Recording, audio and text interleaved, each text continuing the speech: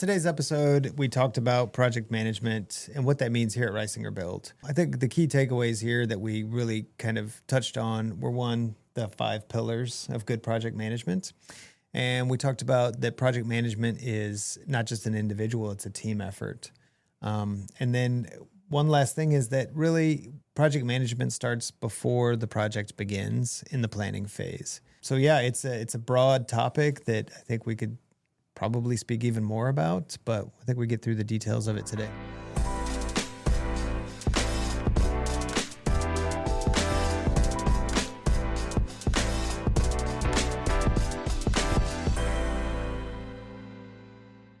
In your mind, how do you think people typically understand project management as it relates to home building in general? Yeah, I think people have the perception that project management is a person who is on the job site watching the workers work and has a set of plans and is making sure that the people doing the work are following the plans, that it kind of ends there.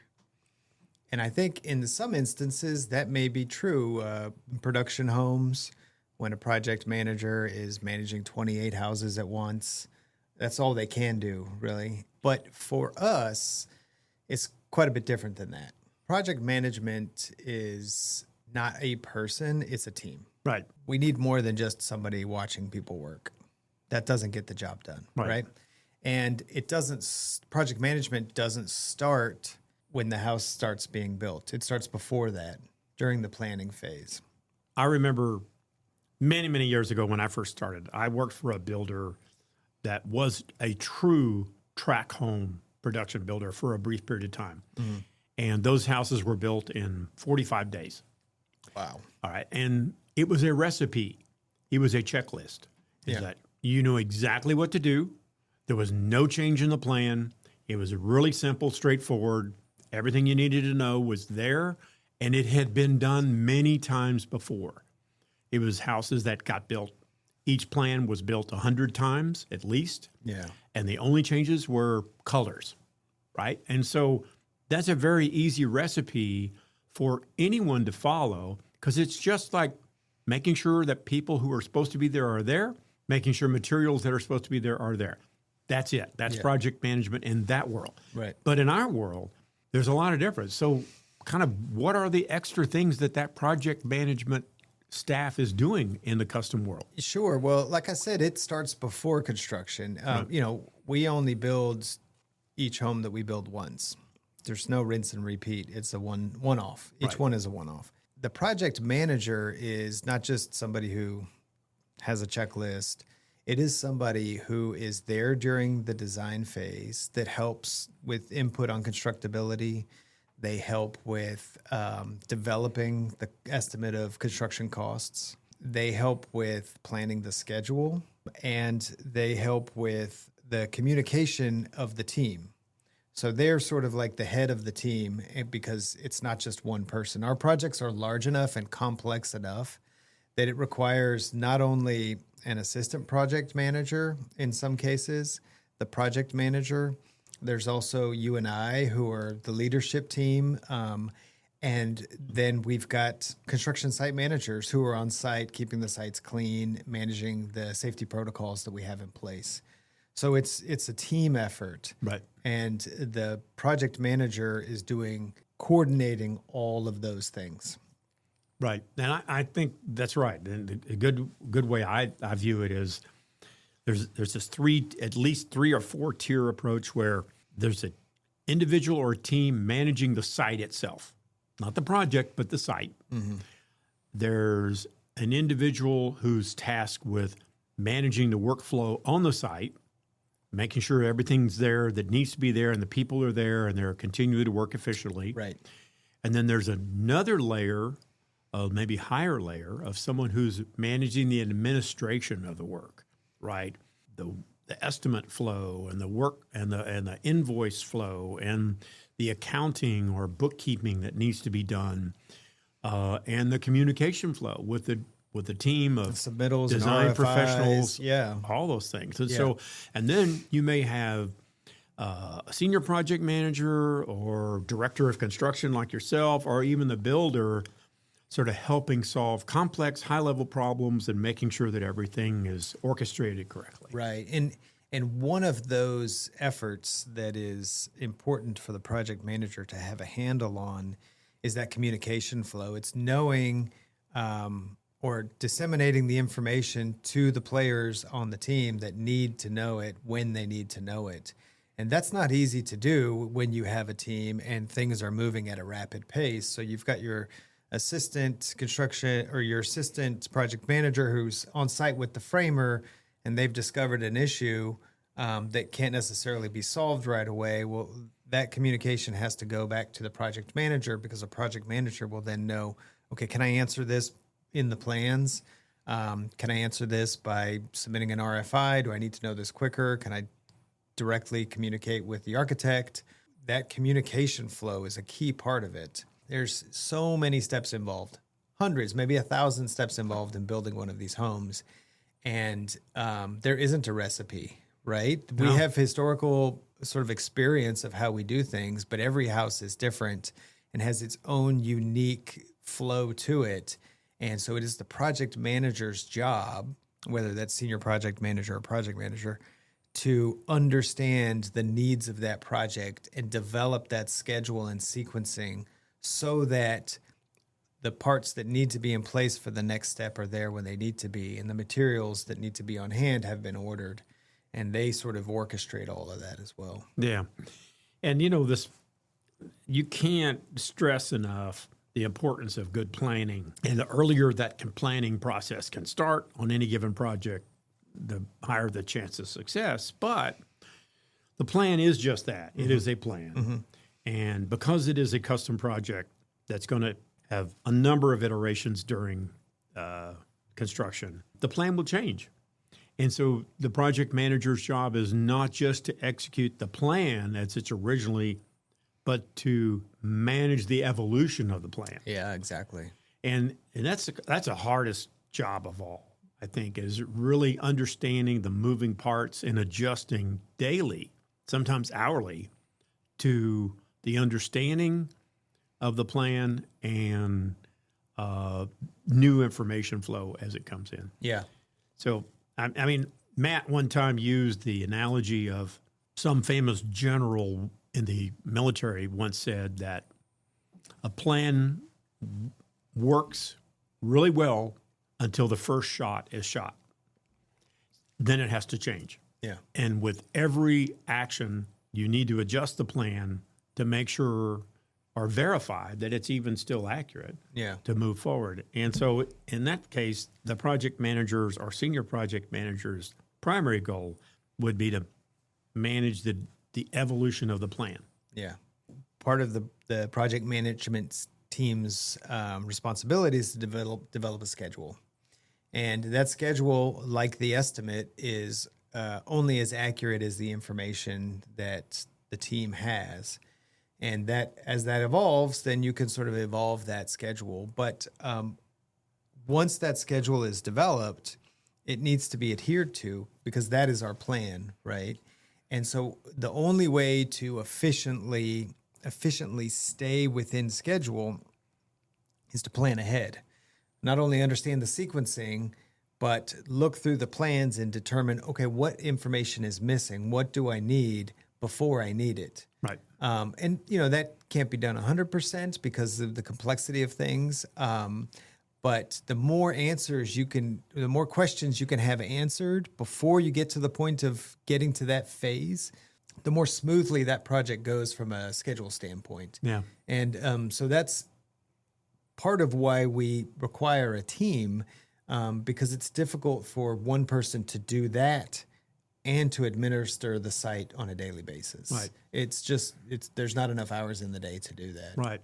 And of this project management staff, whether it's one individual for a fairly simple, straightforward job or a whole team for a more complex job, what does it look like as far as the time required to be on site by those individuals and the time required for them to be in a controlled office environment for them to do more complex administrative coordination? Yeah, I think it's so. Again, every project is different, but I think the way that I view it, generally speaking, is as you sort of go from assistant PM to senior PM to director of construction, the less as you go up, the less time that person needs to be on site. Whereas the assistant project manager, in my mind, is pretty much on site all the time. Not necessarily 100% of the time, but almost always. Project manager on a complex project that has the two of them should be there quite a bit. But that administrative stuff needs to be done. Now, oftentimes we have job site trailers, so there is an office space on the site. But in lieu of that, then there's the space that we have here, so they need to be there. But when it comes to me, for example, who's overseeing all of these projects, it doesn't make sense for me to be on site very much at these projects. I do most of my work in the office, so I have visibility into all the projects. And when it's needed, I can go to site and solve a problem or figure something out if I have to. But really, I think as you go up, the less time you spend on site. And I think what's interesting about that is, from a client standpoint, we bill all of these individuals on the management team on an hourly basis. Just like with our cost plus contracting transparency, it's the same way with our project management as well. You're only billed for the time that person is working on your project. Now, I think something that is a misconception with that is that doesn't mean they're on site, right? You're not just billing them for the time that you're on site. You're billing them for the time that you're working on their project, which could be in the office, not on site. Right. Which I don't know that we've ever really gotten pushback on that, but I think from the outside looking in, that could be a question that people have. Yeah, I mean, I think it's important to point out that a given project manager, assistant project manager, senior project manager doesn't spend 40 hours a week on a given project. It's just there are too many other administrative things that they have to do that are not specific to a given project. And so I think it's anticipated that project managers probably spend 30 to 35 hours a week managing a given project. Mm-hmm. The other 5% of their time, they're developing their process and maybe filling their truck up with gasoline or just doing, and those things are not billed to the client. That's right. And so they don't pay for that. Yeah. Right? Yeah. But let's talk about that for a second. What is the general cost of project management? I mean, I think we don't need to talk specifically about salaries, but I think is it like just an hourly fee that we have developed that is based on some metrics? Yeah, exactly. Essentially, we view the project management team as a cost of the work. There's no builder's fee associated with it. It is a separate cost, but it has the hourly rate that we have developed, which is in line with the market rates, is set up in such a way that we are not making tons of money off of it, but we are covering the cost of that person, right? Given that they work 30 to 35 hours a week on a project. So it's calculated as a reimbursable cost. Right. We're getting reimbursed for a cost of that individual, but not really making any money on it because we're not putting builder fee on top of it. That's what you're saying. Yeah, right? that's right. Exactly. Yeah. Exactly. In your mind, what are the pillars of good project managers? So what could you identify as the key things that we look for in good project management staff members? Yeah, absolutely. Let me pull up my little handy dandy sheet here. I think there are 5 pillars of good project management. And I think the first one is not just a pillar of good project management, but really it's the key to success of any project, and that is communication. You have to have the ability to, like I sort of alluded to or spoke about before, is you have to communicate to all the people all the time and know who are the people that need that information when they need it. And because we do everything in a very transparent way, you have to be able to speak candidly to the architect, to the clients, to the other people on the project management staff, whether that be good news or bad news. And, we always say bad news first, we really believe in that communication needs to be open and honest at all times. So that's pillar number one, communication, and that's huge. Number two is our estimate management. So they have to be really on top of all the costs of the project, both past costs and how they fit in with the estimate, but also forecasting what the costs are going to be as the design develops or the evolution of the project changes.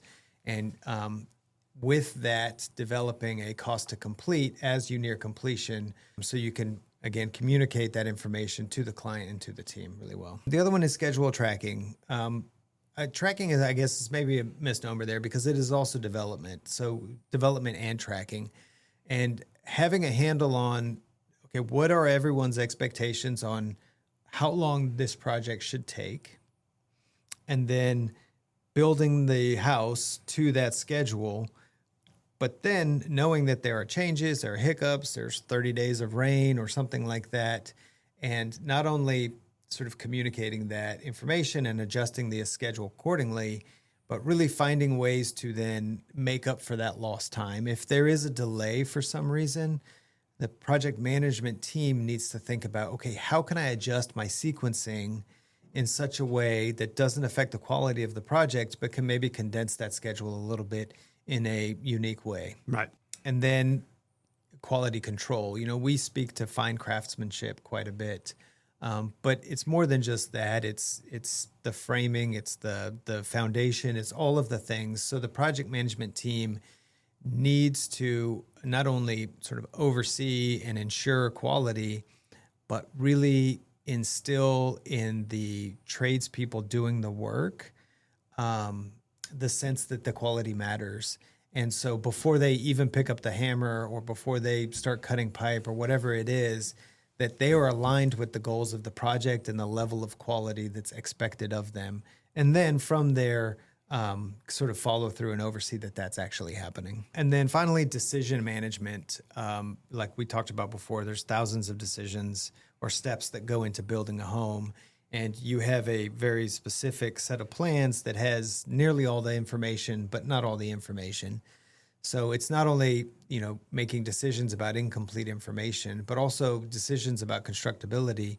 You know, the drawings are lines on a piece of paper, and we're in the field working with actual stuff that gets put together. And so making decisions about how that comes together is really important.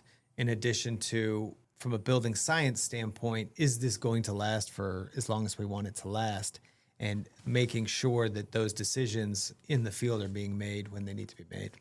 I want to dig a little deeper into each one of those because I think that's the crux of the conversation about project management, making sure that the project managers and us, the builder, are executing each one of those components that speaks to good project management well. For example, let's start with communication. What does good communication from the project management staff look like? Now, who are they communicating to? How often are they communicating?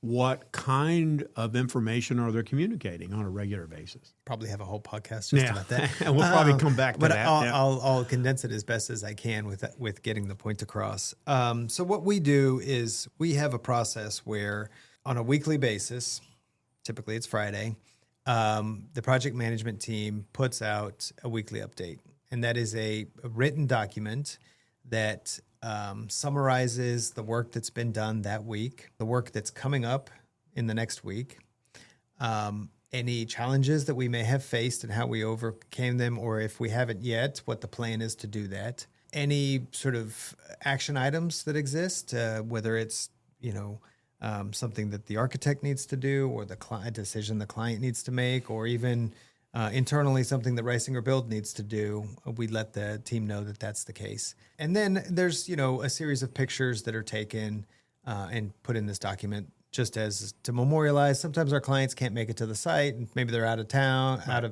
out of town, or they live somewhere else entirely. And so this is a way for them to sort of follow along in the progress. That document gets sent out by email to the clients, to the design team, and to the leadership team here at Reisinger Build. 2 is we have a weekly meeting with the client. oftentimes also with the architect. But that sort of depends a bit on what the agreement is between the client and the architect and how much the architect is involved. And those weekly meetings are either on site or via Zoom or here in our conference room.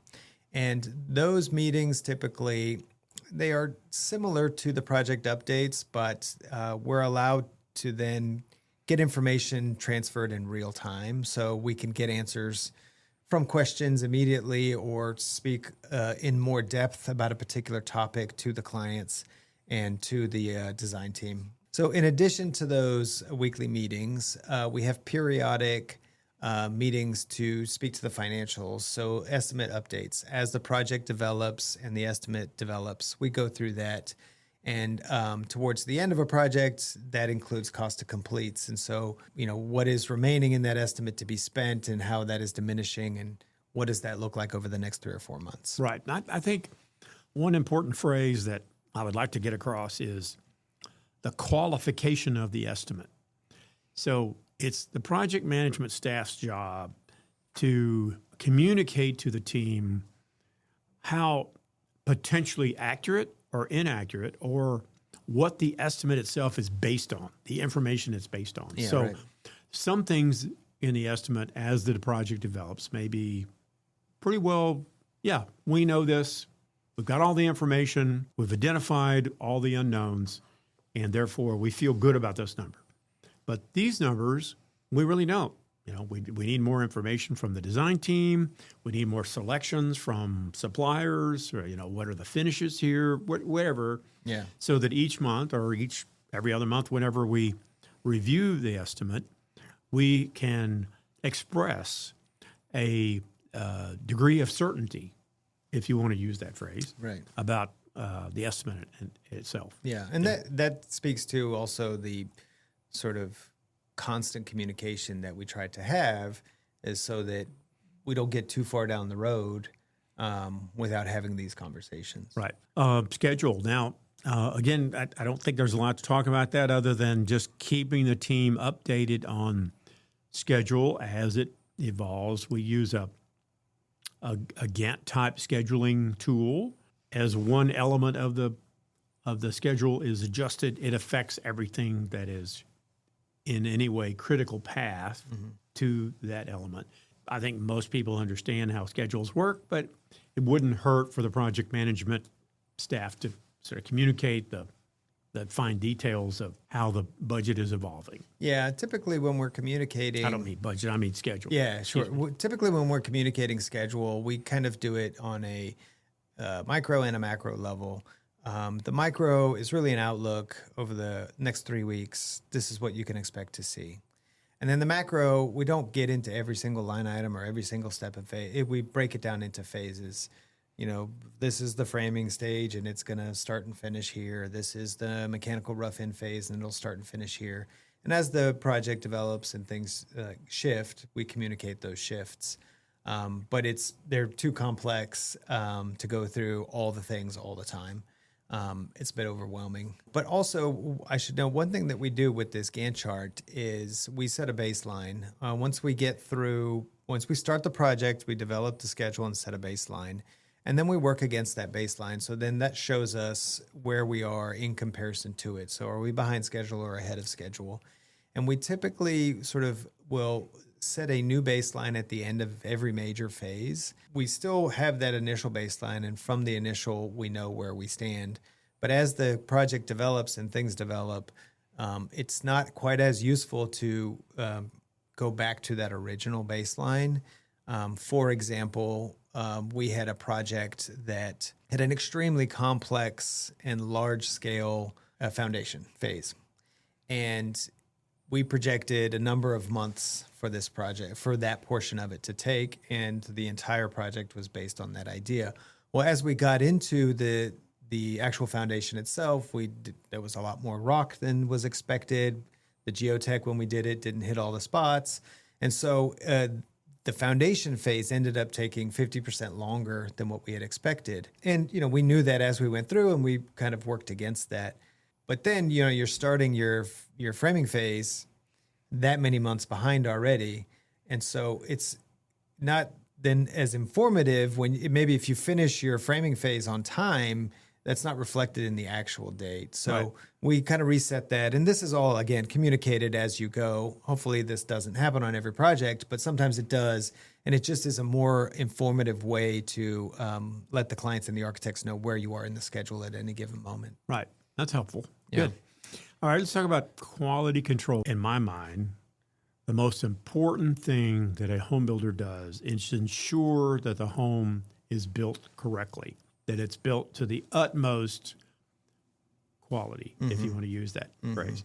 We often use in our world the phrase when we want to look for cost efficiencies is to value engineer things, right?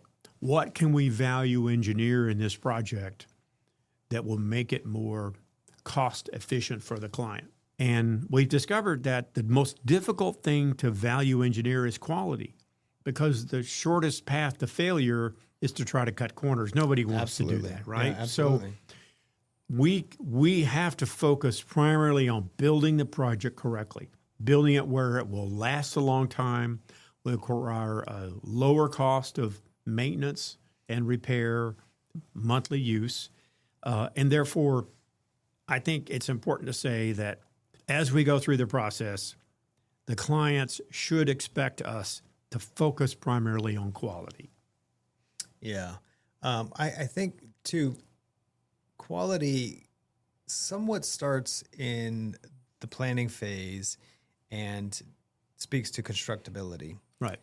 If you have drawings that haven't been vetted for constructability, it's hard to implement that in the field, that quality. Whether those are flashing details or insulation details or structural details. But let's say we have all of those things. It's the project manager's job to really hone in on the details and make sure that they're implemented correctly. So let's say you have a fantastic set of plans that has all of the flashing layers lined out perfectly. We still have to make sure that that's done, right? Because one small mistake, something overlapped in the wrong direction, can be catastrophic. And so it's really important for the project management team to not only have the understanding of constructability and how those things work, but to be able to review work on site as it's happening and course correct if needed. And so I think that is a huge part of the quality control. It's also making recommendations about materials that are being used and how compatibility, how things come together or don't come together. And so there's, everything from what is the finish or what is the edge detail on the countertop to how did we actually put the slab together. It runs the gamut. Quality is not just pretty things or structural things, it's all the things.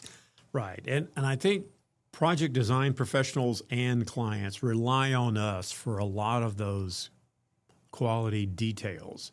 Sometimes we have the benefit of a design team having enclosure specialists that will dictate certain quality control details, but oftentimes we don't. And we're left to be the authority on how's the best way to flash this? How's the best way to weatherize it? How's the best way to air seal it? And of course, we have lots and lots of experience in that. And the clients will observe us spending lots and lots of time making sure those details are done correctly and testing ourselves to make sure that the tests prove up that the quality is there. Mm-hmm. Yeah, absolutely. Finally, helping the design team and the clients make decisions. That speaks to communication, I think, right? Yeah, it does. Which is a process that looks like what? How does that information flow and that decision-making process work? Are there time limits? Are there RFIs issued? So I think the decision management, yes, it's all communication. It is inherently tied to schedule. In a perfect world, all the decisions are made before you start construction. That's not realistic. That doesn't happen. Doesn't happen. And so it's the project manager's management team's job so we have a schedule of decisions that we put out that says by this phase, we need to have made all of these decisions. By this phase, all of these decisions. And so it's not only laying that out, but enforcing it as well.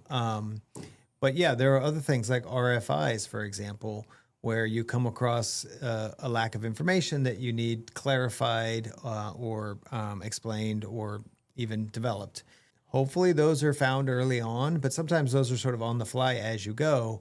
And so setting forth that clearly so that the design team knows exactly what it is that they need to fill in and giving them deadlines for that, saying, okay, we need this information by this date, and this is the reason why, because we are in this phase. Again, there are lots and lots of decisions to be made, but it's all tied to schedule to keep that schedule moving forward, having those decisions made at the appropriate times. Right. And we have a document that I think is part of our contract documents that says, in general, this is what the design team and the clients can expect. We need these decisions by this phase of work. We need these decisions by this phase of work. So it sort of keeps them in general on track as far as the task ahead of them for making design decisions or selections or whatever. Yeah. And I think that works pretty well. All right, well, let's shift to lessons learned. Okay. You and I have been doing this a long time. Yeah. And when it comes to project management, what are one or two things that you have learned about the requirements of a project management staff on a given project?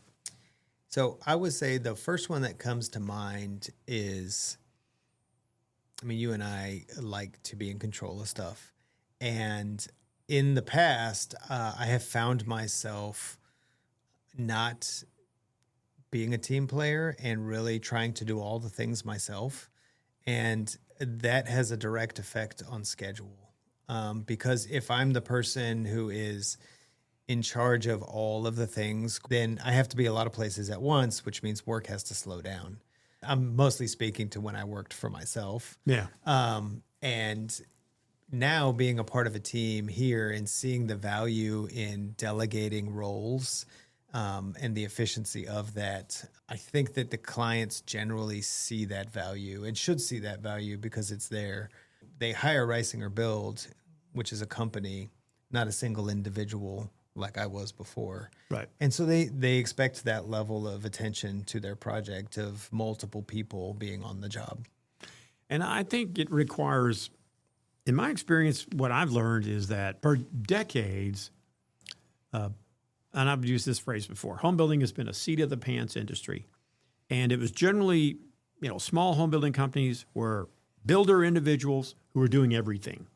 Yeah. They were the assistant project manager, they were the project manager, they were the senior project manager, they were the bookkeeper, the administrator, they were doing everything. Yeah.